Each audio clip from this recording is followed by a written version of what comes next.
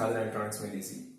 So today we are going to see about capacitors, and capacitors also form a very important part of most of the circuits. That may be a power supply, a mobile charger, laptop charger, or even a signal generator and function generator.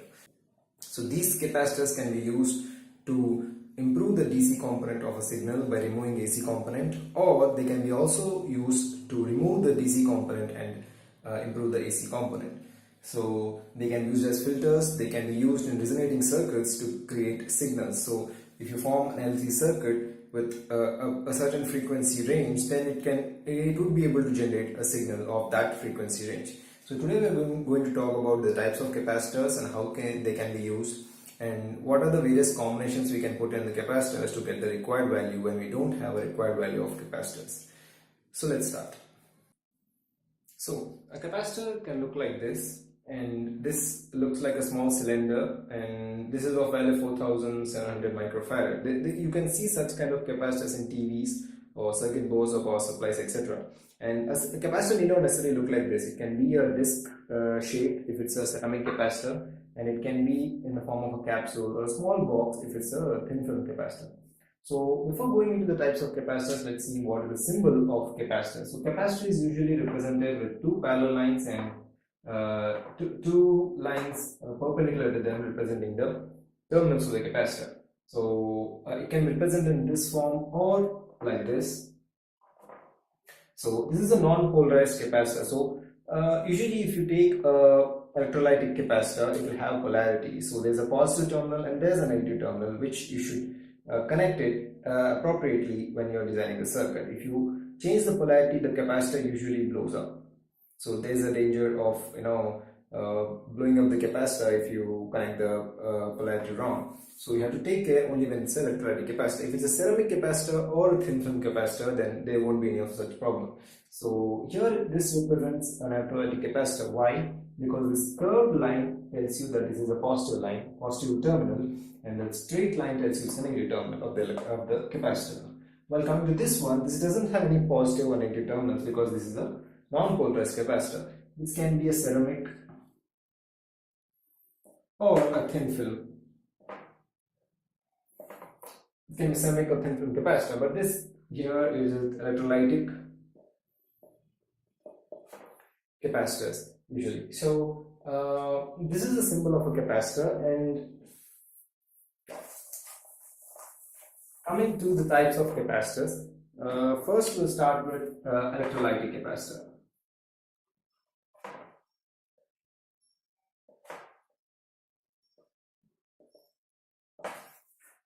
So the first type we'll be seeing is an electrolytic capacitor. This consists of these kind of capacitors. This is a cylindrical shaped capacitor with electrolyte filled inside. So it will be mostly liquid or gel form of an electrolyte. So a capacitor simply means a battery. So battery should have terminals. So consider this tumbler or a small vessel consisting of some electrolyte, some acid electrolyte or a base electrolyte, and in this electrolyte I'm replacing two electrodes. Say one is positive and one is negative, or you can take without the polarity as well. So you can say it has two electrodes like this, and when you give some charge to the two electrodes, say just 5 volts, then the whole container will be able to store that charge at 5 volts for some time. So that is what a capacitor is. But you can say that this is similar to battery, but the problem with the battery is the battery takes longer to charge. So if you consider a graph with the voltage and time, then if you take a battery takes longer time to charge and to stay in that voltage. But if you come to a capacitor, it will take lesser time to charge and you'll be able to hold the same voltage. So that is the advantage of a charger, that is the advantage of a capacitor. But the only difference here is the capacitor won't be able to hold so much charge as a battery does. There are capacitors which are called supercapacitors, which have capacitance of 1 farad, 2 farad, 3 farad, or even 5-6 farad as well. Those can hold charge for some longer time and a lot more charge when compared to this 4700 microfarad capacitor. So these are So that's the difference between a battery and a capacitor. A capacitor cannot hold that much charge, but this will be able to charge faster, making it suitable to be used inside the circuit where the frequency of the circuit changes faster, not as slow as a battery charging and discharging. So this is what a capacitor looks like, and considering an electrolytic capacitor, the electrolyte in this capacitor, this liquid, can be a liquid or a gel of some form of solution, and it will have two electrodes. As I said, it will be a positive and a negative electrode. Usually the electrolytic capacitor will have a long sheet of aluminum or some other similar metal, and with a division of maybe an insulating material which will be acting as the dielectric. So over this dielectric there will be one more metal sheet. So what will happen is these two metal sheets will be acting as the two electrodes. So then what we'll do is they'll be rolling this in the form of a cylinder such that it will fit in this form of container. So this is what an electrolytic capacitor looks like inside. So next we are going to talk about ceramic capacitors. So as I already told you before, the electrolytic capacitor has positive and negative terminals. So it's represented by like this, with a positive and a negative material. This you should connect in the same polarity when you are using in the circuit. But coming to ceramic capacitor, this looks something like this. It's a single disc form of shape, and it has two terminals again. But the only advantage here is it doesn't have any polarity. You can use either way. It doesn't matter which way you use it. So either way you use it, it will still work. It won't burst like a electrolytic capacitor. This is also constructed in a similar fashion, but here the difference will be there will be two electrodes, and there will be some form of ceramic material or something which will be sandwiched in between them, which will be acting as dielectric. And usually these ceramic capacitors have very low capacitive value, starting from maybe 1 picofarad, that will be like 10 power minus 12 farad, to the highest I have seen is like 0.3 microfarad. That's 0.3 into 10 power minus 6 microfarad. This is the highest I have seen. I'm sorry, this is farad, or maybe a little more you might have seen. So this is the available paths, and this I'm holding is a 224, that is, and there will be a code on them like this 1224 on the capacitors, which will be telling you what is the capacitance of those capacitors. So say for example the code on this is say 103 or 224. So this will translate into 22 into 4 will be 10 power 4. So in 10 power 4, this will be in picofarad. So this will translate into,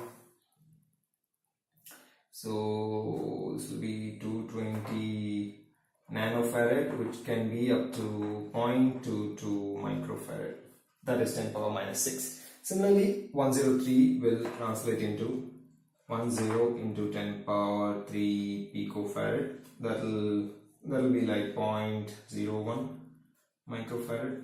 So this is the code how you translate it. Usually the electrolytic capacitors have the capacitance directly written on them, but not these ceramic capacitors usually have a code which we need to translate.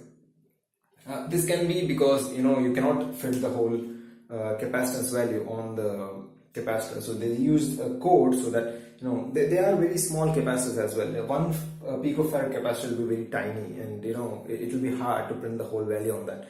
Even if they print the whole value saying 1 picofarad value, everything, it will be hard for us to read. So usually they use code so that it will be easy for us to learn. So that is ceramic capacitor, as I showed you what ceramic capacitor looks like. And these they'll be using it in I guess small circuits where frequency related signals come in, or signal modulation, signal processing kind of things come in. These come into picture because they have very precise value, because 1 picofarad is quite less, and if a capacitor is given 1 picofarad value, then that means it should actually operate it close to that, and such low values also should be able to precisely be designed and be used in the circuit. Next, So until now we have spoken about capacitors, but we haven't touched the voltage part here. So one of the important things which we should note so one of the important things which we should note when selecting a capacitor is not just the capacitance, but also the voltage rating which is the capacitor can operate at. Say for example, I'll take the same electrolytic capacitor which I chose before. So this one, if you see, it has 35 volts rating. So say for example, I'm using it in a circuit where the whole circuit voltage can go up to 60 volts or 50 volts. So what will happen when I put the capacitor there? The simple thing is the capacitor will burst open once I give the voltage, because it's rated at operation voltage of 35 volts, but I'm giving it 50 volts or 60 volts. So what will happen? It will just burst open. Same way as a battery, if I'm charging the 5 volts battery with 15 volts without stopping or without limiting the current, so that will definitely cause damage to the battery. It's the same principle for the capacitor as well. So what if I want to use in a circuit where the voltage can range up to 100 volts? So there are electrolytic capacitors which I can use at rating at 100 volts, even 250 volts. I have seen 350 and 400 volts as well. So these all can be covered in electrolytic capacitors. Even ceramic capacitors I have seen which can operate up to 250 volts. I'm not exactly sure about the voltage rating of the ceramic capacitors, but yes, they can operate. Now next which I'm talking about is a thin film capacitor, which is the master of this voltage. Because these capacitors, if you see, I'm holding two types of thin film capacitors. One is a box type and other is something like a capsule. And these capacitors are rated very high voltage, still they are having such a small size. So this box capacitor I'm holding is of rating 280 volts, and this is having a capacitance of 0.1 microfarad. So if you take a ceramic capacitor of the same rating, will be as small. So I'm taking a little bigger one. So this is a 224 ceramic capacitor, that is 0.22 microfarad. So if you see the difference, even though this is more capacitance than this one, this has smaller size. So what difference does it make is, as I said, if you give more voltage to ceramic capacitor and it cannot operate, it will just burst open. But this thin film capacitors, they are meant to be operated at higher voltages, so that for that they are sealed completely with extra protection, so that they don't burst open when you give more voltage. So that is the importance of this thin film capacitors, and usually they'll be using this in Chinese circuits mostly, is what I see, because when you take a circuit such as so usually these mosquito bats will be rated, the voltage between those two mesh is about 1000 volts. So what will happen is, if you use an electrolytic capacitor, they may not be available at that high rating. So that's the reason they'll be using this thin film capacitors. You'll get thin film capacitors rating about 1000 volts, 2000 volts. I have seen 2000 volts and 3000 volts rated thin film capacitors.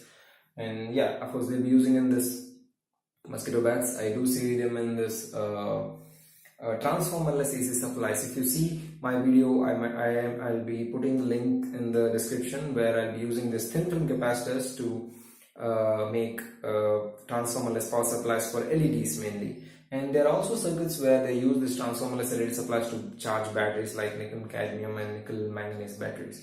So these come very handy, and yeah, they are also non-polarized. They are represented with the same symbol. And yes, as I said, the voltage rating is quite high for these capacitors. So these are the three kind of capacitors we usually get in the market, and usually you'll be seeing is these three types of capacitors. So now let's go and see how you can get a required value of capacitor when you don't have the exact value.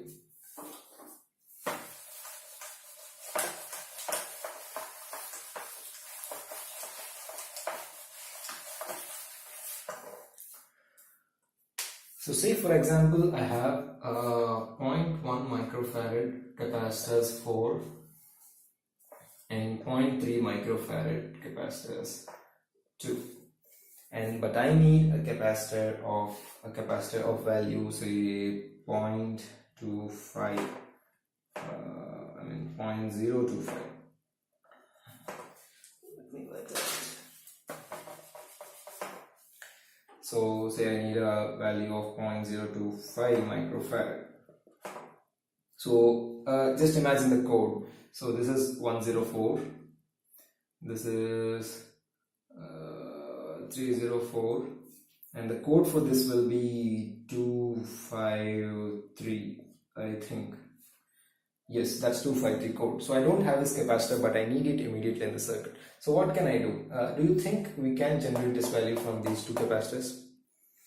Or at least this capacitor? Yes. So if you see the resistors, so the resistor principle will be if you add two resistors in series, R1 and R2, the total resistance will be R1 plus R2. For capacitors, it's opposite. So if you connect two capacitors in parallel, then they'll divide. So if you add two capacitors of 0.1 microfarad, then it will be, say for example, C1 and C2. So how we can add them is, the formula is 1 by C1 plus 1 by C2. So that will be C1 C2 by C1 plus C2. That will probably be 0.05 microfarad. Because the value is same, it will be half. The same way, if I add two more capacitors here, the value will divide by 2 again. That will be 0.025 microfarad. So that's how I'll get the value which I am required from this one. The same way, I want 0.4 microfarad capacitor. This is the same, 404. What can I do to get this capacitor from these two? In that case, I'll be using one of this 0.3 and one of this 0.1. So 0.3 plus 0.1 is 0.4. But how can I get it? If I add it in series, the capacitors will halve. So for resistors, if you consider the parallel combination R1, R2, then they'll be dividing. But for capacitors, if you add capacitors in parallel, the capacitance will be added directly.